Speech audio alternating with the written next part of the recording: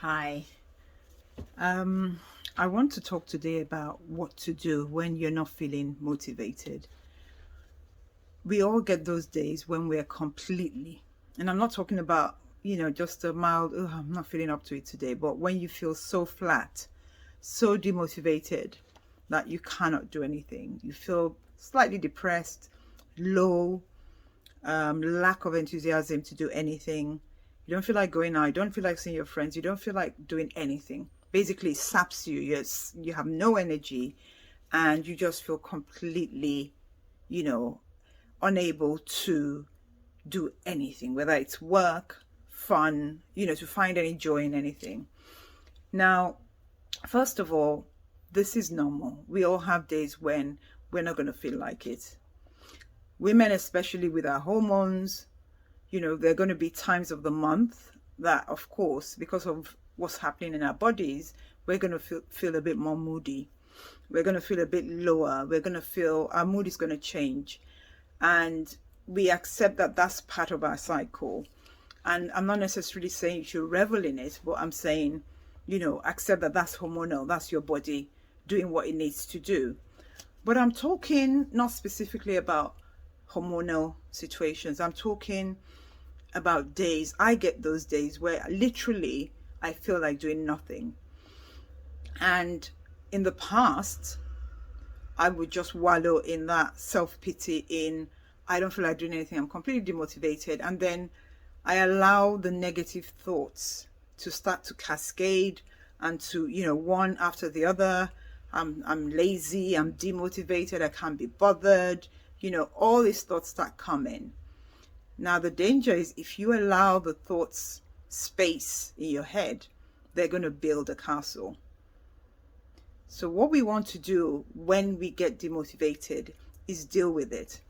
Well, by dealing with it, I don't mean what sometimes people will say, oh, just get a grip, get yourself together, stop this nonsense, get on with it, whatever.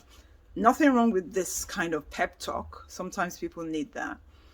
But I want to look at this from a different angle. I want us to look at it from a point of compassion to ourselves, kindness to ourselves, loving kindness, thinking about ourselves as if we were our best friends.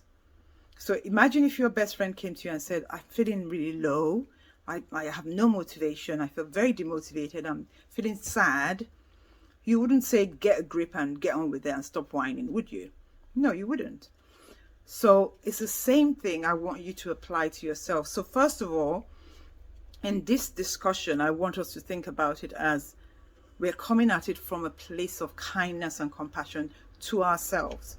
So if we come at it from a place of kindness and compassion to ourselves, the first thing we're going to do is go easy on ourselves.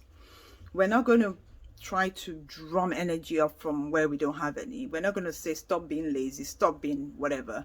We're going to say, it's fine. That happens. We all get those days. Go easy on yourself. And that's the first thing, is that we need to allow ourselves to sit with this feeling. Now, one of the things that I think sometimes people misconstrue with self-help is we have the kind of self-help that says, don't stay in that place where things are not happening for you.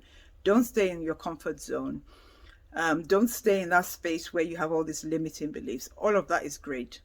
But sometimes people misconstrue that to mean that we always have to be saying, you've got to be doing something, right? Yes, action is important when we want to change, but we also have to implement loving kindness into action. And loving kindness is action, right? So we're not doing anything. We are doing something, but we're not saying, you've got to get out of it now. You've got to do this. You've got to do that. We're saying, fine. Every day, it's not every day you're going to feel like doing something. Go easy on yourself. So that's the first thing. So when you're feeling like that, go easy on yourself. Take a step back. If you think it's related to, and I'm going to come to that in a minute, in a way I'm jumping ahead, but if you think it's related to work and you have the chance to take a break, take a break. If it's related to your family or friend, because anything can bring it on, right? If you just feel, I can't deal with people at the moment, go to a quiet place and just take some time for yourself. And this is one of the reasons why I talk about solitude and being alone so much. We need to learn how to be by ourselves. And at moments like this, sometimes the only thing we need is actually time on our own to recharge. It's like we are running on so much emotion, so much energy. We're trying to do all the things, and you're just going to burn out naturally. That's what's going to happen. So if you feel like this is a sign. Your body is saying, I am tired. You're not giving me a break. And a break means a lot of things. But one of the most important things you can do for a break is time by yourself. Take time out. Go into your room, read a book if you need to, or just chill. Just go easy. So first thing is go easy.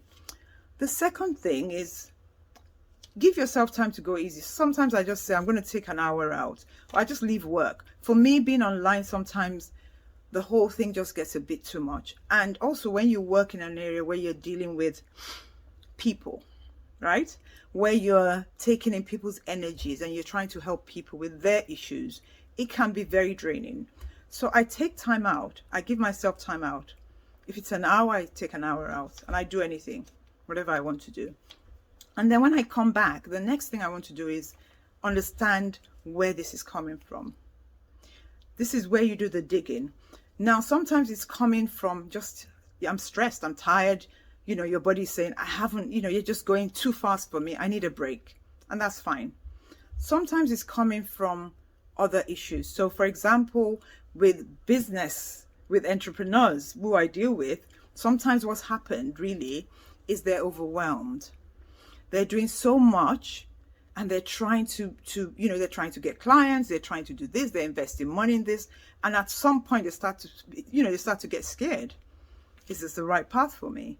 Or everything I'm doing doesn't seem to be working. And then the doubts come. And this is what I said. If you allow the doubts to come in and the negative thoughts to flood in, they will build a house. And it's harder to knock down a house than it is to knock down a small pile of bricks. So if you know that it's to do with work or business, so if you're one of the newbie entrepreneurs that I'm coaching, if you know it's a work thing, right, then we know where it's coming from. If, however, it's not a work thing, so say that you sit down and you say, where's this coming from? Okay, I'm basically unhappy with my life. I'm basically pissed off with something in my life that I don't like. Could be, let's say, a toxic relationship with a friend or family member. So now you've identified why I'm feeling this way. The next step is, what are you going to do about it? Can you do anything about it? Now, if we come back to the example of the business owner really needs to just take a step back and remember a lot of different things. Comparison doesn't help. Sometimes being online for too many hours doesn't help. So maybe they just need a break. Look at what they've achieved so far. Understand that building a business takes time. It's not a quick game. People come into business thinking, oh, in 2 years I'll be earning 6 figures, because we see all of this stuff on Instagram, online. Most of them are lies, my people. I'm telling you. And even if they're not lies, it's unusual. Most entrepreneurs will not earn enough money in the first 2 years, right? Because don't forget, you're going to be paying out a lot of money. You're going to get coaches. You're going to get, you might get stuff for your office, whatever, right? So don't believe the hype. I say that all the time. Don't believe the hype. Just focus on your game. So, business owner, this is the issue. Step back, deal with all these things. No comparison. Remind yourself of what you've achieved. Keep going. Know that this is a difficult climb and you're still climbing. And, so you just need a break. Take a break from social media for a day or two, and maybe do some strategizing, do some planning, do some content planning, do something else, right? That's it. Business owner. But individual, now we have a host of issues. And obviously in one video, I cannot, deal with every single possible situation. But what I will say is this: you've dug deep, you realize there's a part of your life you're not happy with. What are you going to do about it? That's up to you. Now, this is a point where I say, maybe you need a coach, right? But to be honest, as I always say to people, I'm not here to just sell. Maybe you don't need a coach. Maybe you can do it yourself. I did all my self-help myself. I went to counselors, I saw a therapist. None of it worked for me. So I did the work myself. I didn't have anyone when I was doing my work on myself. But that was my path, and it may not be yours. So this is where, if you realize I have a problem I don't know how to deal with, I have a mindset issue, I have a limiting belief issue, I have toxic family, I don't know how to deal with them, I have boundary issues, I have perfectionism, that word, yeah, I have that, I don't know what to do with it, then maybe you need help. That's what coaches are for. We're not there to tell you what to do. We're there to help you look at things in a different way, and to help you remove those thoughts that are blocking you so that you are able to move forward. So maybe you need a coach. Maybe you can't afford a coach. Do your own reading. Self-help is great. There's so much stuff out there. I always say that. You don't need a coach if you can't pay for a coach. Go and look for the self-help. Go and do your gratitude.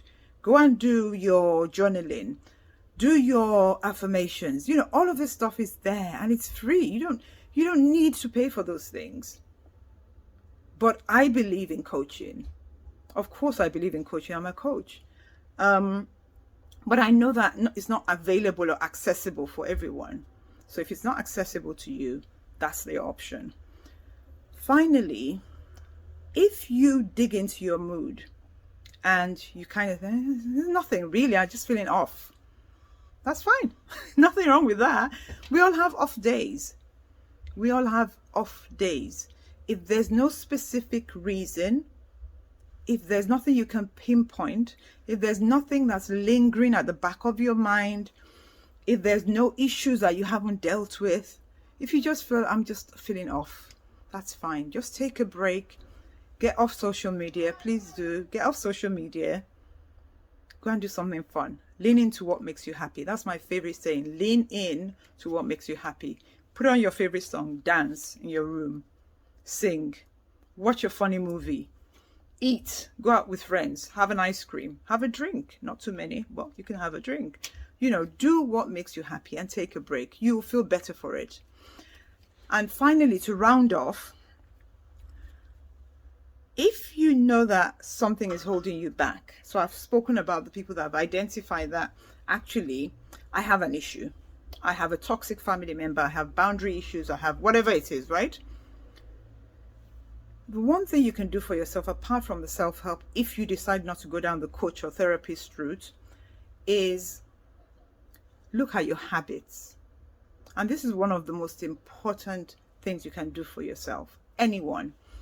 Look at your daily habits. Track your habits. Track it for a week. What do I do in the mornings? What do I do in the afternoons? What do I do in the evenings? Who do I spend my time with? What kind of stuff am I watching? What are my conversations like? When do I feel my highest vibration? When do I feel my lowest vibration?